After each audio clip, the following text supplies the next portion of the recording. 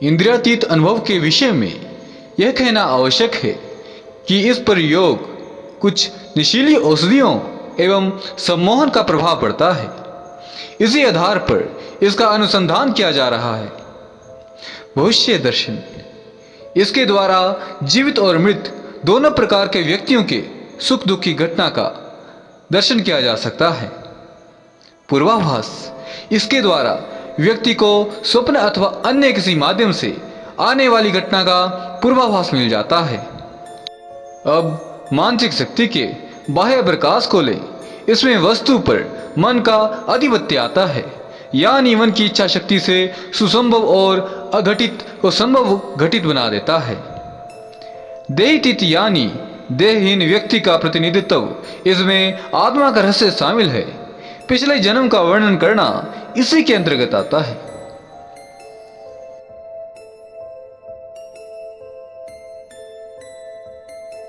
एक समय सायंकाल के समय वेलूर मठ में बैठा था, गंगा तट पर मौन साधे चुपचाप। उसी समय मेरे एक सन्यासी मित्र वहां आए। नाम था युक्तेश्वर चैतन्य। योग के उच्चतम अवस्था प्राप्त पहुंचे बहुत बड़े अनुभवी साधक थे। अवस्था 40 से अधिक नहीं थी। उनका व्यक्तित्व अत्यंत आकर्षक और प्रभावशाली था। सुदूर बैठे किसी भी व्यक्ति के विचारों अथवा भावनाओं को वह तत्काल जान समझ जाते थे। वहां से उनका कहना था कि इस क्रिया में योग का विशेष महत्व है। यहाँ योग से मेरा तात्पर्य है मन और प्राण का योग। शरीर में मन अपने क्षेत्र में और प्राण अपने क्षेत्र में क्रियाशील है।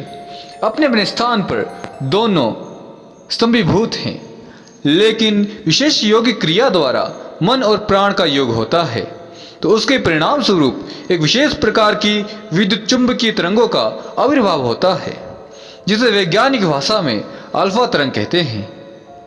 अल्फा तरंगों की गति 1 सेकंड में 1,50,000 मील से भी अधिक होती है, लेकिन योगी के मन और प्राण की संयुक्त शक्ति के प्रभाव से अल्फा तरंगों की गति सूक्ष्म और अधिक हो जाती है, जिसके फलस्वरूप इच्छित व्यक्ति के मस्तिष्क से निकलने वाली साधारण विद्युत चुंबकीय तरंगों से वह टकराती है और उसके माध्यम से उस व्यक्ति के भूत, भविष्य और वर्तमान इन तीनों काल के विचारों और भावों को ग्रहण कर तत्काल साधक के मस्तिष्क में पहुंचा देती है। और साधक तत्काल ही जान समझ लेता है कि उस व्यक्ति ने भविष्य में क्या क्या सोचा था, क्या क्या विचार किया था और कौन कौन से भाव उत्पन्न हुए थे उसके मन में। इस प्रकार भूतकाल में उसके कैसे विचार और कैसे भाव रहे होंगे और इस समय इसके भीतर कौन सा विचार चल रहा है और कौन कौन सा भाव उत्पन्न हो रहा है।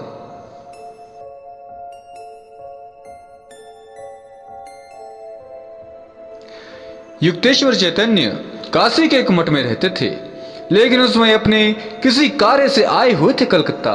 वास्तव में युक्तेश्वर चैतन्य को कलकत्ता के एक सेठ मारवाड़ी से मिलना था। उस सेठ का नाम था मोहनलाल कन्नौजिया। वह युक्तेश्वर चैतन्य का परम भक्त था। उस समय कलकत्ता हाईकोर्ट में उसके एक मुकदमे का फैसला होने वाला था। वैसे तो कानून की दृष्टि से मुकदमे में हारने वाला ही था वो, लेकिन उसे पूर्ण विश्वास था कि युक्तेश्वर चैतन्य की कृपा से अवश्य विजय प्राप्त कर लेगा वह और लाखों की संपत्ति उसकी अपनी हो जाएगी। काशी में बैठे बैठे ही युक्तेश्वर चैतन्य सेठ के विचारों और भावों को समझ गए थे।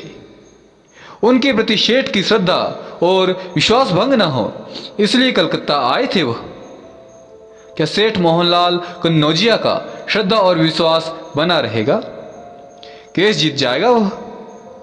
मेरे इस प्रश्न को सुनकर पहले तो हंसे युक्तेश्वर चैतन्य और बोले, क्यों नहीं, इसलिए तो मेरा आना हुआ है।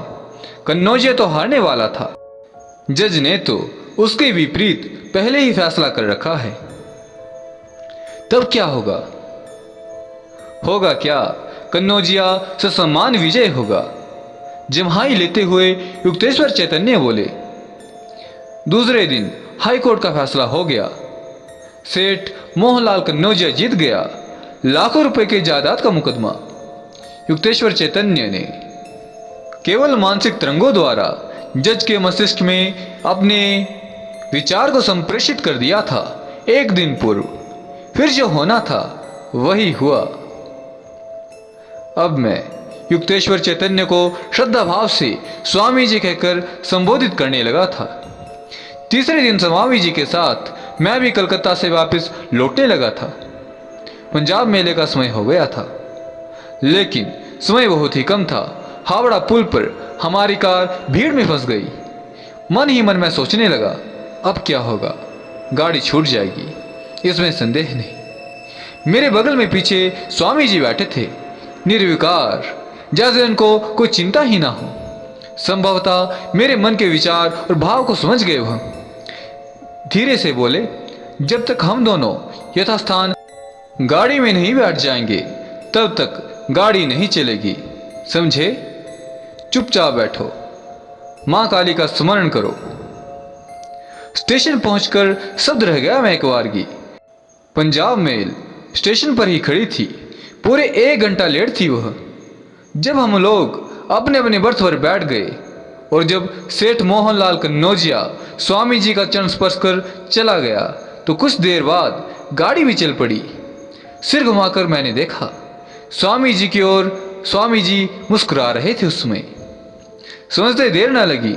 दूरबोध का प्रयोग किया था स्वामी जी ने, इसमें संदेह नहीं। इस प्रसंग में स्वामी जी के एक और चमत्कार को यहाँ प्रस्तुत करने का लोभ स्वर्ण नहीं कर पा रहा हूँ। मैं आगे की घटना बतलाऊं उससे पूर्व मेरा आपसे एक छोटा सा निवेदन है। यदि आपने इस घटना के पूर्व के भागों को नहीं देखा है तो डिस्क्रिप्शन बॉक्स में मैंने इनके लिंक प्रदान कर दिए हैं। और यदि आपने अभी तक हमारे टेलीग्राम चैनल को ज्वाइन नहीं किया है तो डिस्क्रिप्शन बॉक्स में दिए गए लिंक के माध्यम से ज्वाइन कर सकते हैं। और यदि आप भी अपने जीवन के भूत, भविष्य, वर्तमान के रहस्य की गुत्थियों को ज्योतिष के माध्यम से सुलझाना चाहते हैं तो डिस्क्रिप्शन बॉक्स में हमारे प्रबुद्ध ज्योतिषियों के संपर्क सूत्र प्रदान कर दिए गए हैं, जो किंचित मात्र शुल्क के द्वारा समाज सेवा का विलक्षण कार्य कर रहे हैं। आप उनका लाभ उठा सकते हैं।